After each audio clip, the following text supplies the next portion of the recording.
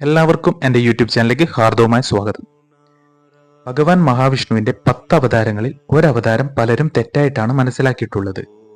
അതിനെക്കുറിച്ചാണ് ഈ വീഡിയോയിൽ ഞാൻ പ്രതിപാദിക്കുന്നത്. എന്നാൽ എല്ലാവരും വീഡിയോ സ്കിപ്പ് ചെയ്യാതെ കാണുക. നമുക്ക് മഹാവിഷ്ണുവിന്റെ അവതാരങ്ങളെക്കുറിച്ച് അറിയാം.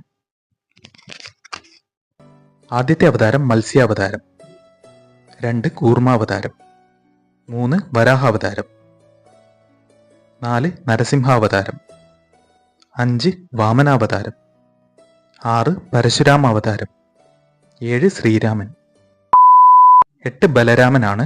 പക്ഷേ ബലരാമൻ മഹാവിഷ്ണുവിന്റെ അവതാരമല്ല. ബലരാമൻ ശേഷനാഗമായ വാസുകിയുടെ അവതാരമാണ്.